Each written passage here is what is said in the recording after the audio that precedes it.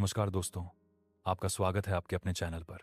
आज हम लेकर आए हैं एक खास यात्रा आपकी आत्मा की जागृति की। क्या कभी आपने महसूस किया है कि आपके दिल पर कोई बोझ है, कोई अनजानी उलझन, कोई अधूरा पछतावा जो आपके मन को रोज थका देता है? आज हम जानेंगे कि कैसे इस बोझ से मुक्त होकर अपने भीतर की रोशनी को फिर से जगाया जाए। शुरुआत करते हैं एक दिव्य श्लोक से।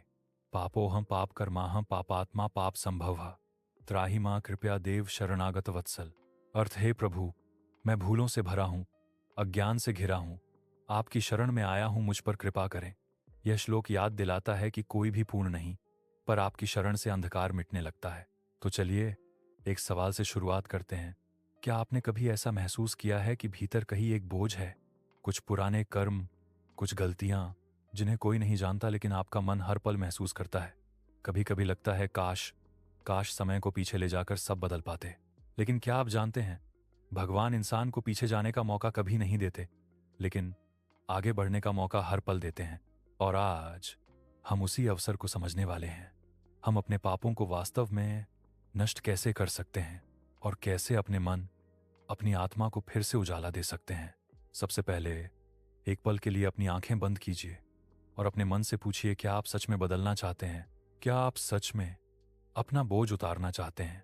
अगर जवाब हाँ है, तो ये वीडियो आपके जीवन का मोड़ बन सकता है, क्योंकि पाप खत्म करना सिर्फ धार्मिक प्रक्रिया नहीं है, यह मन को हल्का करने का विज्ञान है, यह आत्मा को शांत करने की कला है। हमारे शास्त्र कहते हैं, सच्चा पश्चाताप ही पाप का पहला अंत है। मुझे अफसोस है, सिर्फ यहाँ कहना पश्चाताप का मतलब नहीं है।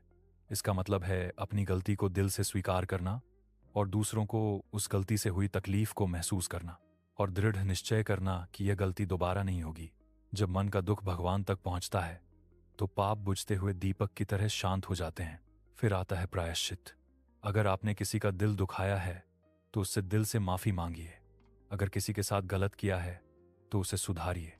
कर्म को कर्म से ही ठीक किया जाता है। यह कोई दंड नहीं, बल्कि आत्मा की सफाई है। तीसरा और सबसे शक्तिशाली साधन, नाम स्मरण और भक्ति। कहते हैं, जहां भगवान का नाम है वहां पाप टिकता नहीं। चाहे आप राम नाम लें, कृष्ण नाम, शिव नाम या अपने इष्ट का कोई भी नाम, जब वो नाम सच्चे भाव से लिया जाता है तो मन के अंधेरे खुद ही दूर होने लगते हैं, जैसे सूरज निकलते ही रात गायब हो जाती है। चौथा तरीका है सेवा। किसी भूखे को भोजन देना, किसी दुखी का हाथ पकड़ लेना, किसी की मदद करना। ये कर्म सिर्फ अच्छे काम नहीं होते, ये आत्मा को चमकाने वाली रोशनी होते हैं। जब आप किसी के जीवन में उजाला लाते हैं तो भगवान आपके जीवन का अंधेरा कम कर देते हैं। और पांचवा, मन का नियंत्रण। जब तक विचार शुद्ध नहीं होंगे, कर्म शुद्ध नहीं हो सकते। क्रोध कम कीजिए, ईर्ष्या कम कीजिए, लालच कम कीजिए। मन जितना शांत होगा, जीवन उतना पवित्र होगा। याद रखिए, भगवान दंड देने के लिए नहीं, बदलने का अवसर देने के लिए हैं।